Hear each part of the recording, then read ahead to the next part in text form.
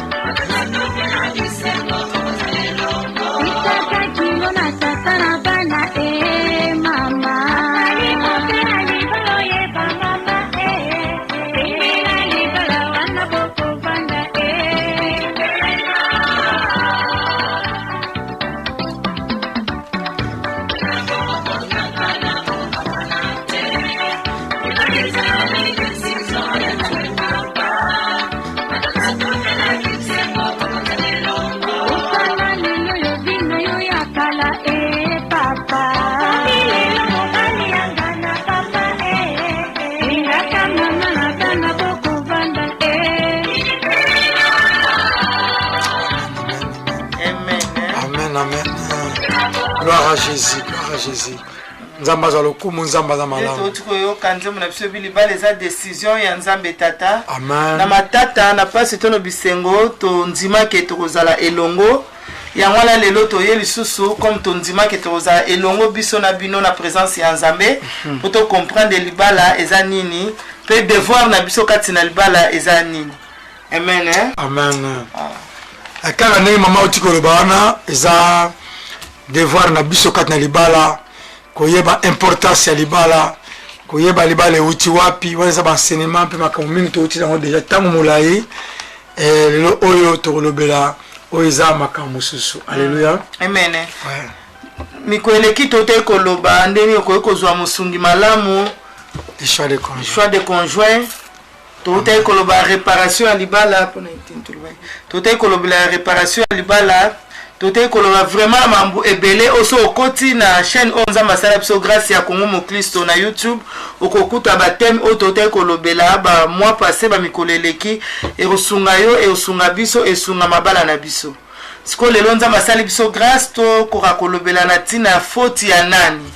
Amen. Amen. Do to lobela faute ya nani siko to loba faute pona nini faute yango eza nini e bandi ndenge nini donc faute pour faute esala c'est que mutu moko asali yango pour mutu asala faute c'est kazalaki na mutu quelque part o bazalaki na ye ou bien te loko mo ezalaki liboso na yo na sima na ye yango esali faute wana siko faute yango eza nini donc faute eza loko oyo tokoki koloba esalami na précipitation ou esalami avant ou après ou après pour ça likamongo tozaki nango esalama soit te salami avant to ekoki kosalama na erreur et comme faute ou bien te salami après ekoki kosalama na erreur et comme faute ou bien salami na précipitation na lolenge to lingela kite et comme faute mais pour likama bongo esalama c'est que mutu moko asalaki yango siko biso tozolobela kati na libala donc pour likama bongo esalama c'est que ezala papa ou maman moko na biso asali faute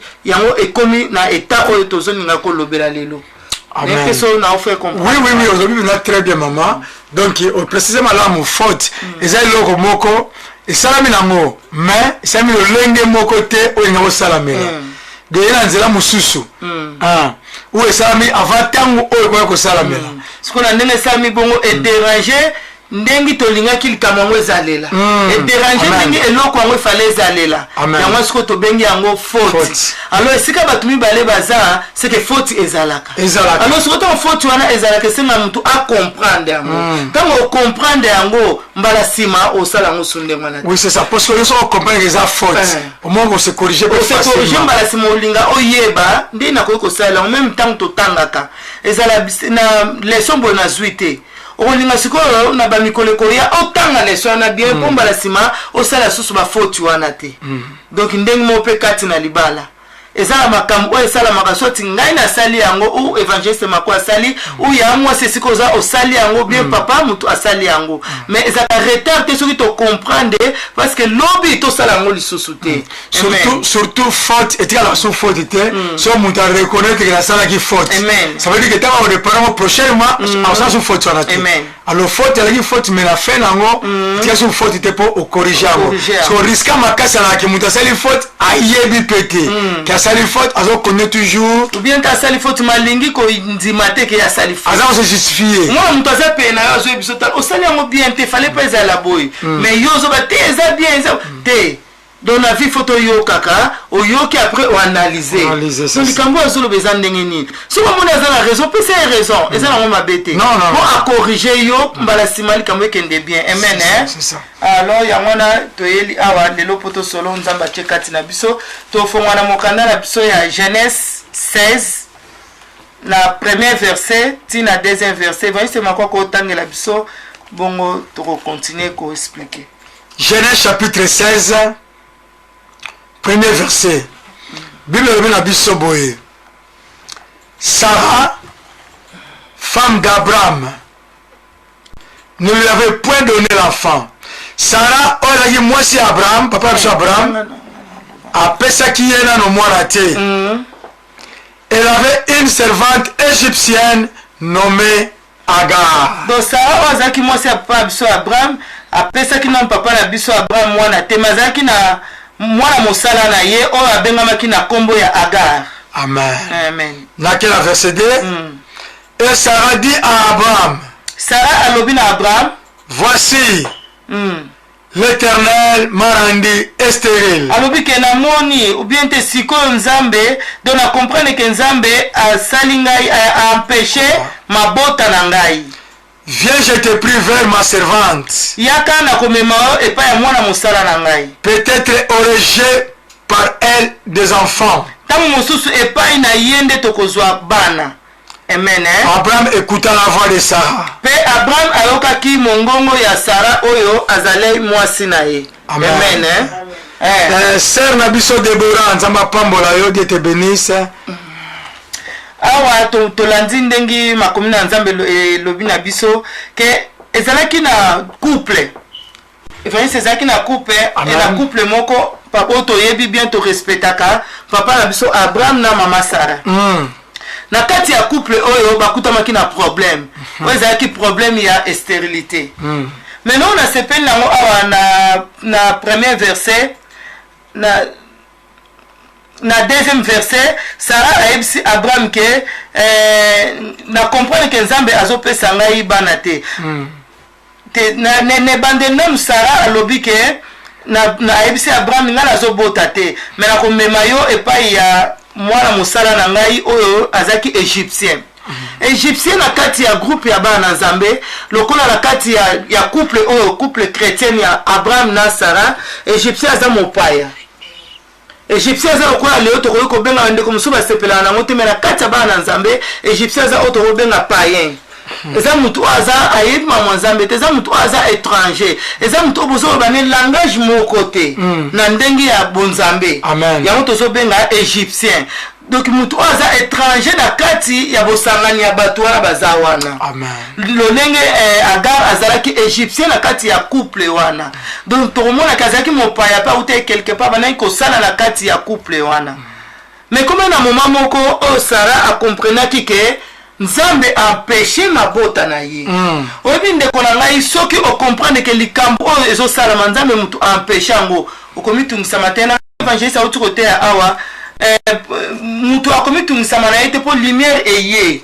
Donc yo osami effort moko te ye po na yo. Soko yo obanga nini po ondima lumière wana. Donc ye mo Nzambe mutu aye a comprendre que nga azala nga bien ya Nzambe aye liboso na nga. Donc Sarah awa na pesi foti te na ebite mais tellement a comprendre ki Nzambe mutu empêcher mabota na ye alinga ki atina na ye papa Abraham te ka bota na servante na ye parce que awa emo ka lobi ke ndiaka ozwa no servante na ngai ta mususu na nzela ni to kozwa bana ponga na comprendre que Nzambe empêcher ngai ko bota na te parce ko tanga ngo libota na Nzambe to comprendre et dit Sarah et Abraham est-ce Bible bisoke Sarah moi c'est Abraham.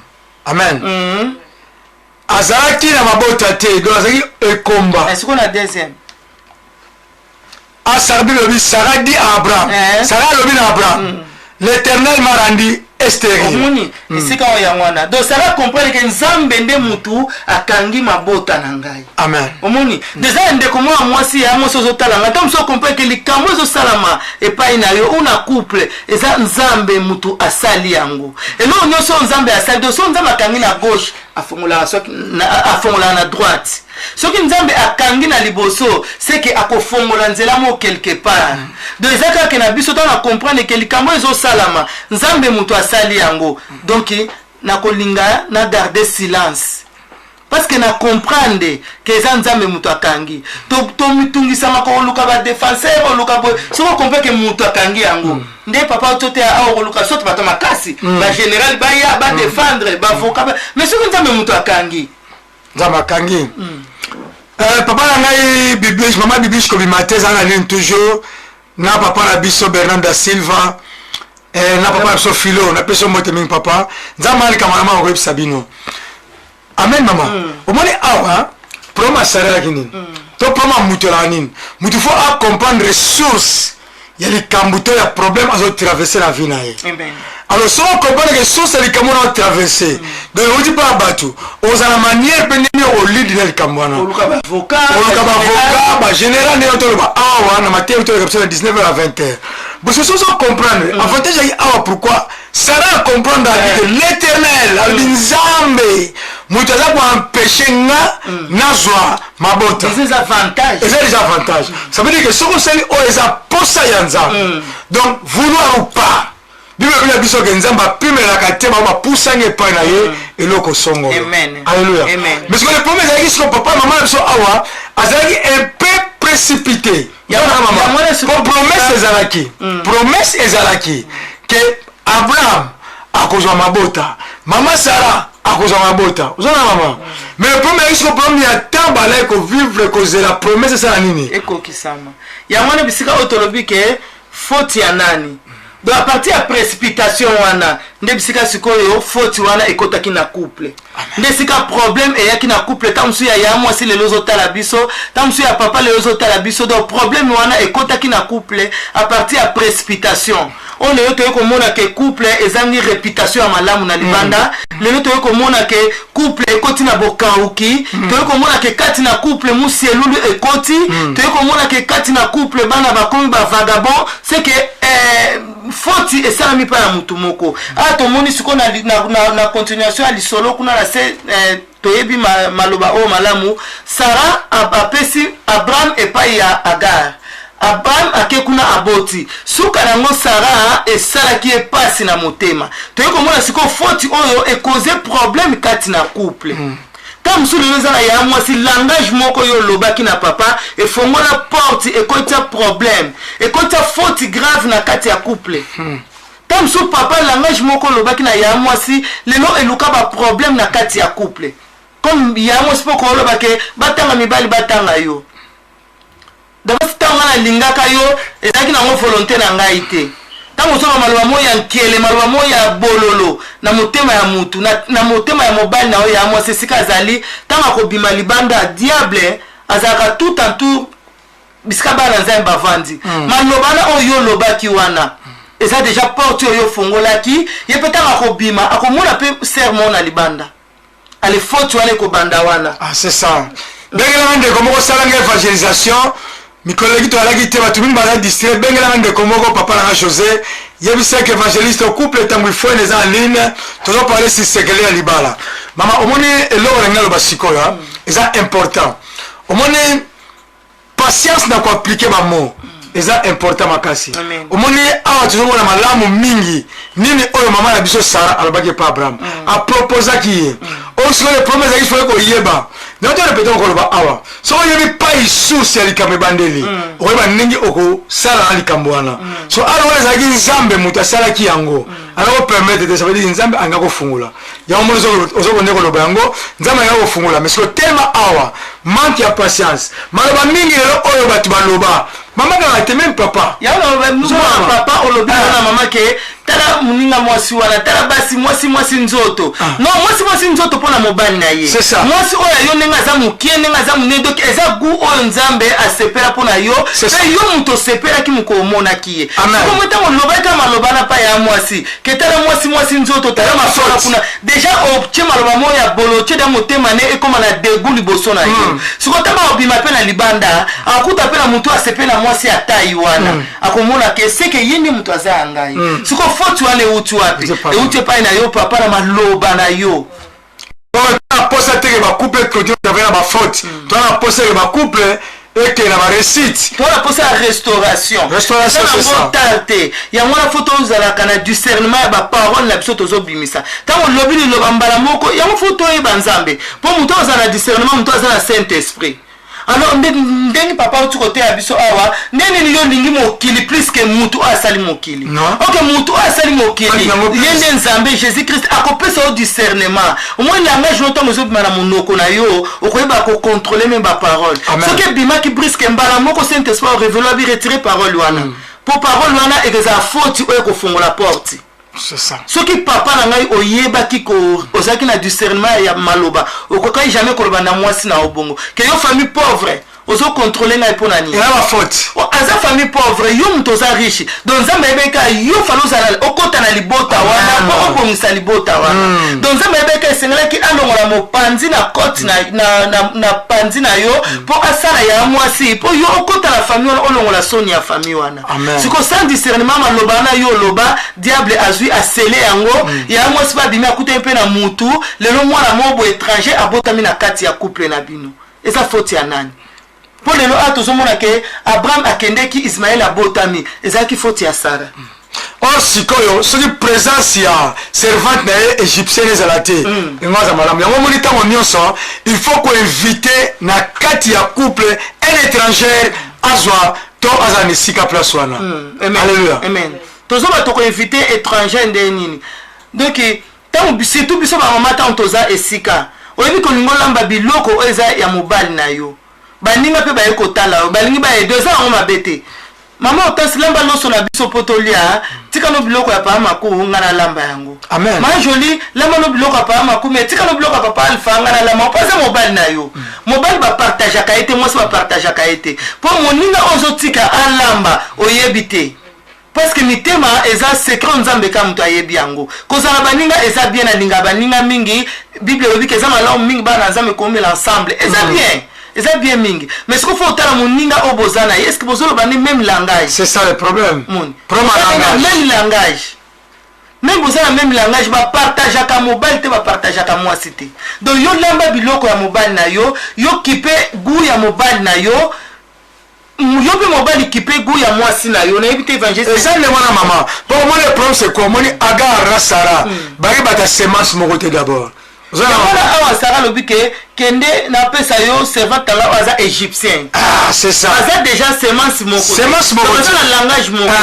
Ça veut dire que présence d'ailleurs awa il fallait pas ça la continuer parce qu'il continue et m'a bé pourquoi même yango monita mon Sarah ayebisi Abraham ke bengana ye Abraham anga ko système pe mais nzamba ayebisi abi sala ndenge mwasi na rasa nini alobi zona mama pour de temps on a ba Ismaël abotami alors température est sur malamu te or malobana de bisengo liboso ki ya Sarah Sarah je veux dire que faut contrôler ba mona biso pour éviter ma faute ezala mingi na kati ya couple donc faut ni oloba likambo pendant que on comprend likambo na zoloba eza malade zona mama pourquoi likambo so ko ba lelo donc essaimer et boti mbuma pour détruire l'avenir moko lobby dans ya bana to ya libana na yo to ya destiné na bino libana na bino amen amen likambo so bino ko loba ngo lelo et baby si réputation à couple na bino botala kaneti mwana moko abotami na kati ya couple o bato bazoyeba ke mwana wana aza ya papa ya balabala wana mosusu mais couple eza so na réputation ya bien te na balabala amen donc respect na bino esili na kati ya balabala na kati ya famille respect na bino esili poni ni faute moko bo bino bofongola kita lelo ekomi grave na kati ya couple na bino couple ekomi ya bokauki obi ba langage mususu makamso sama na couple auto fongoli ba porte ekoti ana bokauki même financier même ya santé ekoti déjà bible lobi ke mbeto alibala eza placement sacré donc mutu mususu mbeto alibala eza pona 2 personnes moi c'est na mobali mais déjà mbeto alibala komi esika ya 3 personnes mbeto nazo bezaka mbeto akati anda te nzoto na ngai eza pona papa maku nzoto papa maku eza pona nga mais tant déjà ya ngai komi ya demi bali ya papa maku komi ya basi mibale basi misatu eza déjà tozo suir mbeto ya libala donc tozo bebiso donc tozo kota faute moko boye kati na mbeto ya libala oyo eza banzoto na biso ba marié po tozo lobla libala amen donc tozo lobla ba marié siko faute wana euti wapi po mwasi oyo akene kopesa nzoto na ye na libanda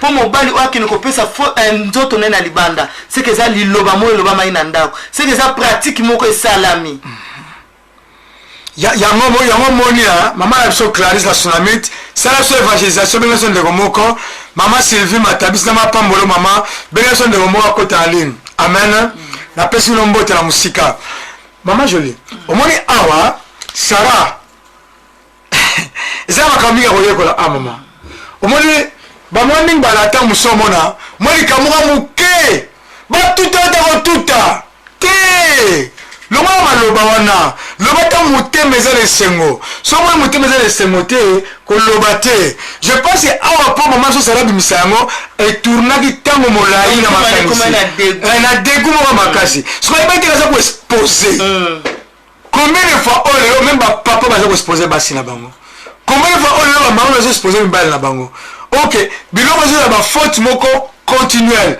en tout cas que ma couple est connu vers ma faute pourquoi dans ma faute et ça on la décrédibiliser moi ça la crédibilité exacte vous avez maman mais ce que souvent sur les nini a bengala ki ya agala kwa kufanda wanati prince Ismaël peut ici accepter de ndako wana mais là le likamwana Sarah donc il y a d'accord na Sarah bino Abraham Sarah ngo fo abima akende po nzambe alobi ke o nzambe akangi moto takoyi kokabola yango alors libala wana ezaki libala ya nzambe agara azaki étranger akoyi koya te akabola libala wana yo ndeko mwasi ozokolanda oyo ozalaka na caractère ou bien tozalaka na idée wana ke yo kota na couple ya moningano mpo okabola nzambe azwa contrôle na yo donc eza normal te osalaki camarade mais eza te ke mobali na biso non mobali azalaka ya biso te mobali aza ya ndeko na ngai mobali aza ya grande sœur ou bien aza ya petite sœur na nga donc aza beau frère na nga moi si a grand frère ou bien moi si a petit frère ça belle sœur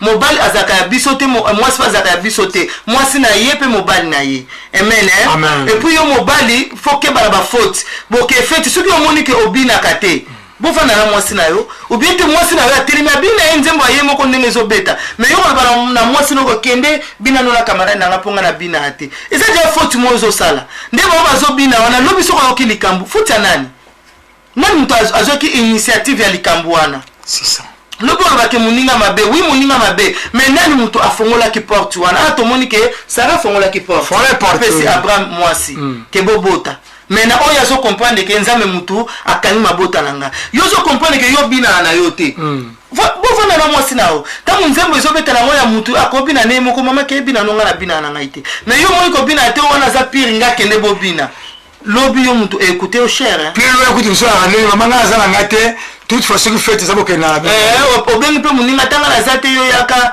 Zoa contrôle ndako donc ils ont maman que ntango zo ba langage faut qu'on en prudent faut contrôle ndako zo maman boke na bino tete ce qui na zate za bien za papa les kabana pour ko to ayi atali boza bien bolel eza bongo ete que moi si na biso ni te photo bana ko retirer ba langage mususu tozo comprendre maloba nzambe do faut qu'on refuser ba maloba mususu bon langage mususu da ko ba ça tenir compte ya parole azo bimisawana pour peut-être awa sara benga rabi bon pour mes athées tout ça encore na papa yo zo na oye ça tenir compte que ça dit nature moko étrangère na kata couple wana amen zo na zo mama sikoyo tant va développer comme mieux c'est pour kolia balali lobi to mo seka et voilà moi je pense qu'il y a vraiment va benga agari ato sola na biso mais ça bon parce que ça sous esclavagisme et sous esclavité sous esclavité a comme moi sinaye azapi sous servante ya sarate a comme mbanda na ye obi kozala na mbanda ezapi boza musika mais na kati ya ndako ndako mo sika donc yo zaki patron yesi ko pa lambi ayi si pa Abraham to kele na biso kuna donc Abraham fa tellement que pe ko lia na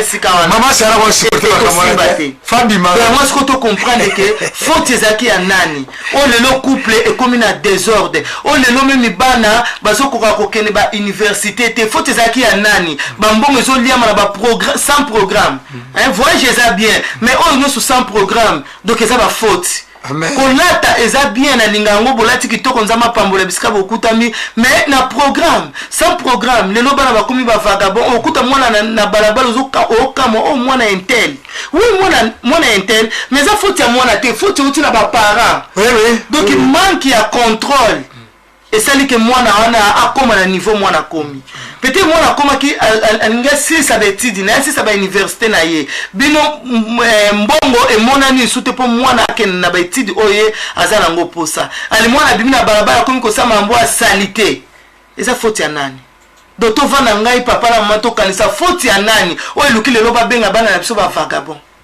o lelo papa moi azolo ba biso se to kutana na evangeliste maku papa moi azolo papa mo kwatana kufi mwana ngako ke kota na famille wana te siko famille wana salini bana ba salinini faut eza nani po to ba yina mwana moko mobala ke bala na famille wana donc ngai na yo ya moi sisika to zana ba papa to vanda to kanza faut eza nani o lelo couple na biso eza susu na respecter bana biso ba faut ya nani donc eza faut ya nani na la mission orientée l'exana 19h à 20h na bien été papa da soka na église te alingi nzambe te maman ba alingi nzambe te est-ce que bana ba alingi nzambe ba oyebe kutu te ba oyebe ndenge c'est ça pour combat ko bana makama ngula na te so faut ya nani sikoyo faut ya para et faut ya para c'est ça donc au moins que biso ba para frère so papi so ndumanza ba pambola yo biso ba para to la résultat mo makasi à travers ba mot ko ba ko piquer ba mot malamu pour éviter ba faute ko piquer ba mot malamu na presse kata ndako pa bozali ko piquer ba mot malamu et pas maman pa ya papa moi mutu so comparer mon bana ye na moi si muswali mon bana muswali libanda o tala ku garçon ngaza yiku nzoto na body o simba yo zo idea ina body comment yo mama on a faute muninga wazo mobile no fala ta jean na catch yo poke osombi mobile no fala ta suki jean na veste poke osombi eza faute yo fala ta mobile na yo na guna yo fala sa mobile na yo na guna yo parce que ça mobile na biso te maza mobile na yo amen et puis faute c'est que yo mama on epi pété que sous-vêtement mobile na yo eza propre ou pas oyebi yango te yo kati mibali bazwaka basika ke biso tozo ba langue moko lingala bien portugais bien français non ako ke peut pas docteur on passe moi ça sepeli na ye quand ba contrôle la kati nzoto amoni que après ni sous-vêtement salité boy mais azabe moi la moi ça ako peut ko intéresser mobile na yo siko e ko ma faute ya nani moi il 4 jours ça fait 4 jours de changer ngote siko yo maman oyebite que sous-vêtement mobile eza salité oyebite que chaussette mobile na yo eza salité eza faute ya nani nam tazo fongola porte wana oyebite que même sani o mobile no ko laisser comme na ba géographie na kati siko eza faute ya nani donc photo mi tout na ngai na yo to ça examen de conscience ya faute ya nani et puis soki moninga waza pembe na biso que faute ezali ya yo eza na ma bête soto ke na un chronique 7 14 hein 1 chronique 7 14 c'est là 1 chronique pas mon content la psau pardon 1 chronique foti eza nani 1 Chronique 7. 14.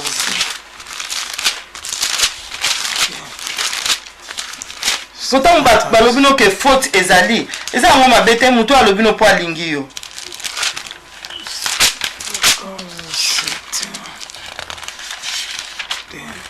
Eza na 2 Chroniques, hein? 2 Chroniques 7, 14, hein? Toi, on a 2 Chroniques 7, 14. Ok, Bible la Bible. Si mon peuple, c'est qui est évoqué mon nom. Babiso ki libota langai e bele likombo langai. S'humilie. Pe mikitisi. Prie.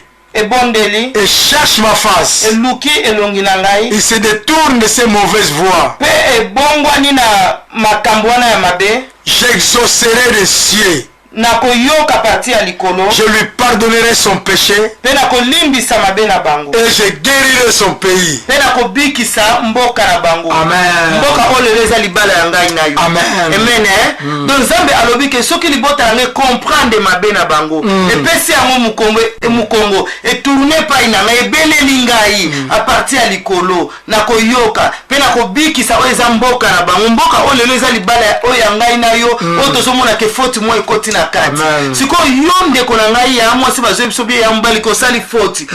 Ozolinga ko comprendre te pona nini. Pour yo avant opusa la pa Nzambe do faut comprendre ko sali faute. Ana 2 Chroniques bino biso soki libota na ngai et comprendre ye pa ina ngai. Donc avant olonga la faute wana c'est la faut comprendre évangile. Oui. Ya on te va pas aller bander. Il faut dire la faute te so mo da comprendre. Amen. A comprendre que non, ça qui faute. Au moins que tu sais la faute mais tu vas quand même pas comment te. Ba et ça la mo bien. C'est parce que mutu bozaki na comprendre habiter au salon mabe. Monte ka sungi yo mbala sima osala ngosu. Et puis faut pas éviter qu'on justifier la faute hein. Que non ndenge zawana ezaki boyo mo ba raison mo boye. Batu bozala mo ba comprendre. Ce que mutu biloko balamba ngo boyete. OK balamba ngo ndeni. Muninga na azui passé azui tanaye ala kisio basala bosa bote CP là. Ce qu'on analyser ninga ko yebes que ebimi bien. Ce qui bokolia on a papa tout na papa ebimi bien OK ebimi bien. Ah donc ce que c'est na ebile balamba. Monte ko se corriger. Mais ça mo yo mo ba tout le monde a un leader. Donc nous allons toujours se défendre. La Bible le dit soki libota nge comprendre et mikitisi et se retourner et donc tiki mabe wana. Yesu kuna le bina ba disciple na Bible a bien tous les cas côté mususu. Donc si tu comprends que côté toza et ça ça biso ba faute. Si tu comprends que milieu toza et ça ça biso ba faute. Josué kuna le bingana libota nanga to ko sala Nzambe. Donc tu comprends que milieu naza et ça ça ba faute. Donc ngana tiki bino ngana kena na ngamu mususu. Ona lingi libana nanga ye la bien ezala restaurer ba faute les kaki mais si qu'on a lingi bana ngezala bien o ya moi si donc faut une décision linga ke faute wana esala malisusu te linga ke o kene na côté mususu Jésus si ba disciple to le kana côté mususu donc yo pe si qu'on va te na moni et si qu'on a ça et nous clara ba problème côté on a ça évangile et nous clara ba faute si on a ça pour ça récupération et restauration na ko sala nini Nzamba malamu mama. Nzamba malamu. Omoni awa Agar il fallait qu'on obéisse kad mananda. Un déjà c'est étranger. Donc éviter la présence étrangère dans la vie na biso. Vous avez maman. Pour battre il y a toujours un problème. Ce que vous comprenez, étranger, ceux qui ont zakati na Mozambique. Ah, c'est ça le problème. Si on est dans Mozambique et comme on est étranger, c'est l'étranger. Comment gérer ce qu'on a? D'accord. Oh, surtout l'étranger, gérer ndaku, c'est très dangereux. Mais ça m'a bien mingi. Ma bien mali comme sous ça faute musu ça, yo ya moi si tant on a problème na mobile non ndaku, zala vraiment na contrôle même il y a langage ou bien tu as pensé na yo linga que o dominer pensé na yo, o yeba na lo ko lobela likambo wana. C'est ça. Ce qui Nzambe a convaincre yo pas ami. Papa ça Nzambe eza bien kende surtout faut ko keba ami ko kelo ba mabe mobile na ona famille na yo pour lobito yo obongisa na mobile na yo famille na yo déjà eyini mobile à partir ya mabe o yo loba et comme déjà faute mona kati esika wana ali siko bango banda ko intoske nini ke tika mobali wana biete boka bwana mobali wana biete ko linga su famille mobali wana te siko yo komi ko vivre na bato zo gérer yo famille na yo pour nini pour yo exposer ki mobile na ona famille na yo donc linga ke bisika problème mo bezo déranger nous na couple en tout cas maîtriser penser na yo linga o dominer yango o tala likambo na kolba pa nan pour bi faute wana eza la gravité na couple langa pour bi libota langa e ina mobile langa te na zo ba ya moi ça sala ngote yo pe papa ko sala ngote au moins likambo boye au moins sinon asali ko se précipiter éviter to ke koyebisa ba ndeko na yo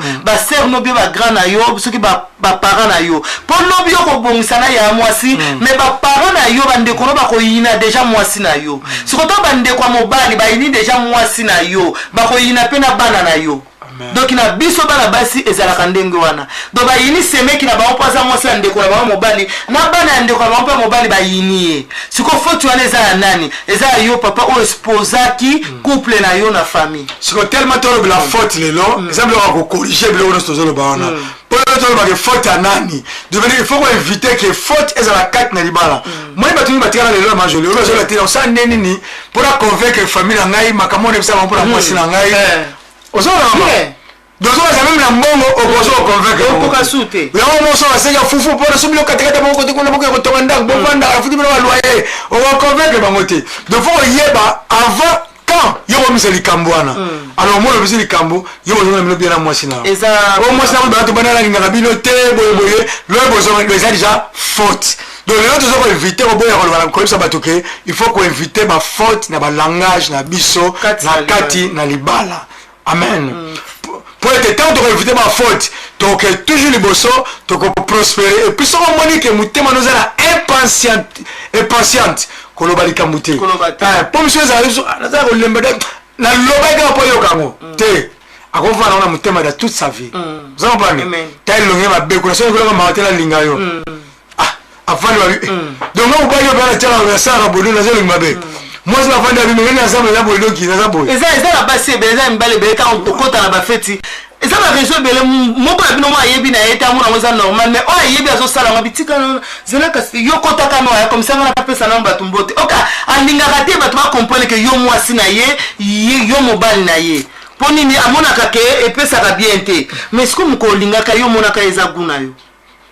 Alors ce qu'il faut sepela na kuwana donc il faut on commissaire na gu yo lingi pour faut tu wana ezalater nous na fête na mona ke moko akoti liboso moko atikali sima eza kitoko te libala eza bongote ya ma bible bi ke tango comprendre so libota la nge comprendre et yé pa ina nge kitisi eza trop tardé avec que panier zo ko circuler encore donc nzambe aza wana pour alimbisa biso pour lelo faut tu esalama susute et puis faut tu esalama ki soki eza na couple moko faut tu esalama ki mwana moko lokola Ismaël abota makina kati eza mabete parce que emsu langage ya moko na kati na ndako esala ke mwana na abotama ato moni ke Ismaël atanga botamaki et Isaac tanga botamaki Ismaël déjà botama avant donc Isaac ebete kazaki na yaya mais Sarah o afongola ki porte wala c'est que yemu tabete ki lisolo pa Isaac poto moni ana liwa ya Abraham Isaac na Ismaël bakunda ki tata na bango Isaac na Ismaël bakunda tata Isaac a considéré que Ismaël comme yaya na ye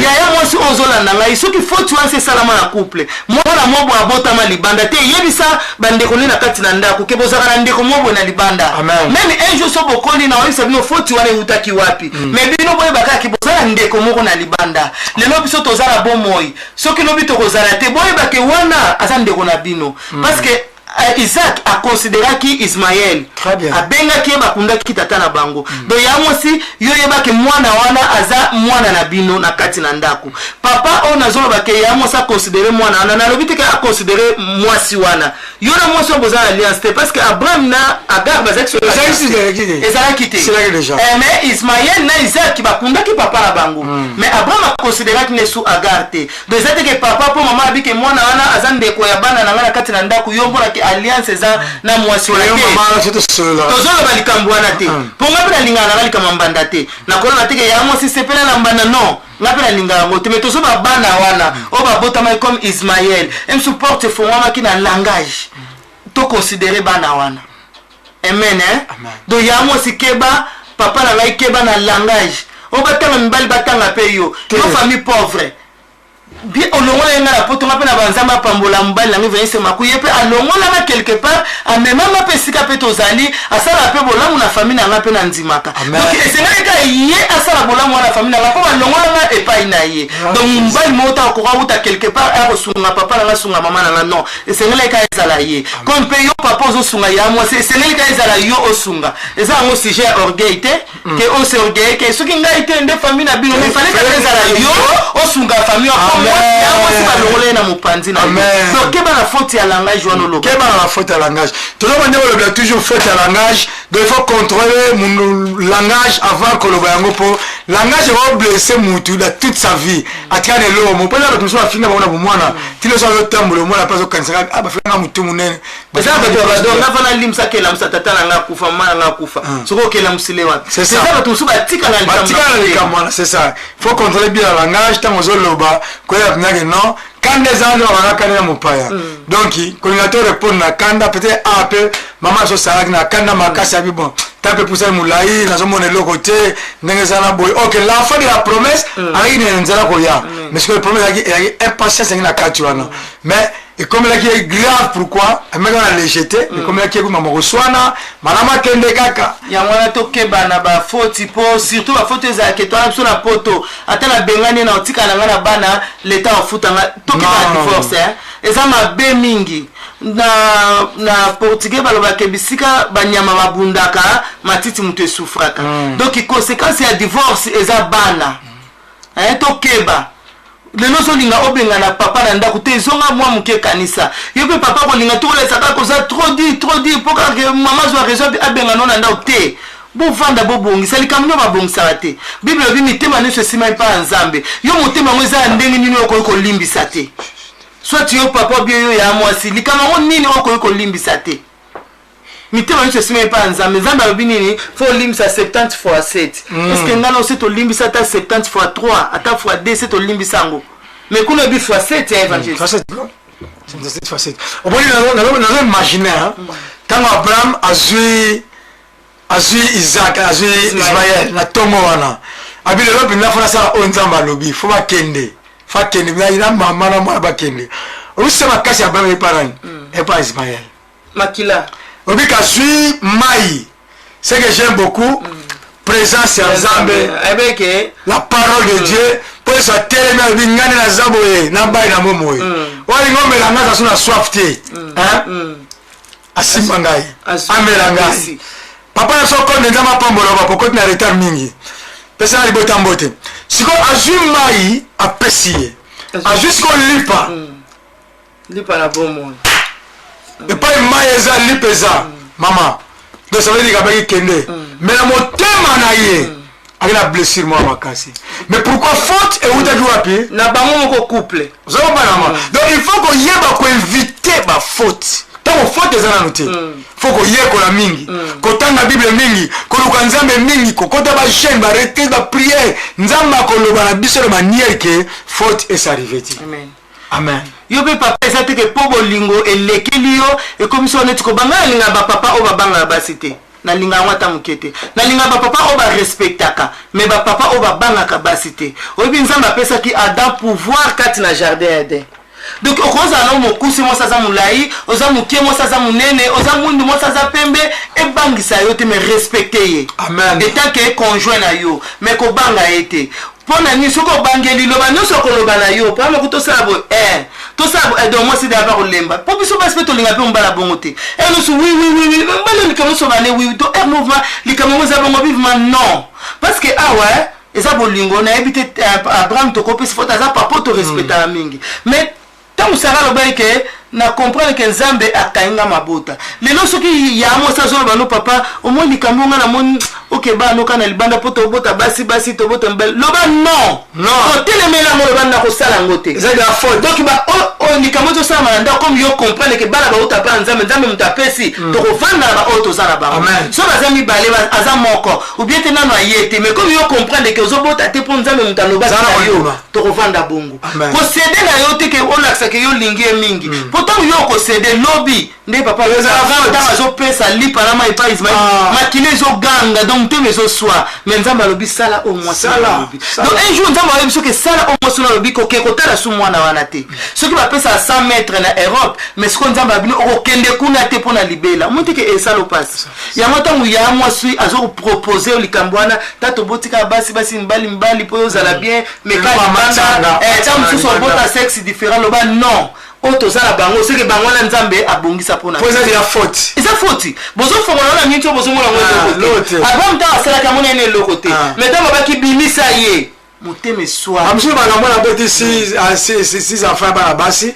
habite serre dans ngazana bota bino be mwana mwa mbali ka jusqu'au eza faute faut pas inviter ma faute na kati na couple pour être faute et que ça la teke mutu ake liboso faute il y a toujours un problème sérieux ba pas moi ça sérieux c'est sérieux quoi eza sérieux comme mwana na avai mwana utakoya wate donc depuis na bana nga utako kutana te siko yo papa comme mal à l'aise parce que depuis mwana moso abotomi na ndako yo papa so baki mwana waza yo taza ya camarade na yo donc ndako ikoti obimisa mwana na mwana na ndenge nini wa abotomi neta za 4e akuti 3 bana liboso siko etama yoko botama yo papa comprendre que aza mwana ya papa na ya balabala wana bo bimise ndeni ba ya moko siko bo bimise ndeni mwana poli akumi dana ba 2 à 3 à 5 papa parce que on a 8 ans muso papa ali siko mkola héritage muso comprendre que aza mwana ya kati ya ndako bo bimise ndenge nini omoni faut tuone sike uti et histoire mwana ngola tata mwana ya munduki ya mwana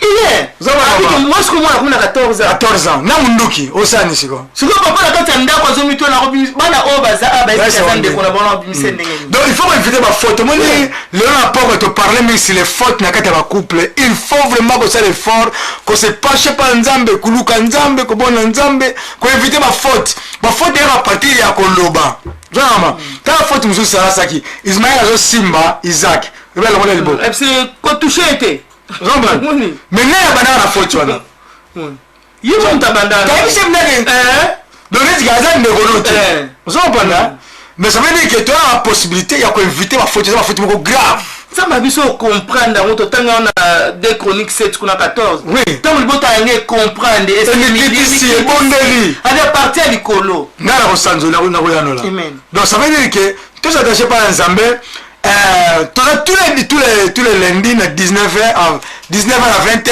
20h à 21h donc toto ça la tamo comme moulai awa to ça la guité mais c'est la évangélisation.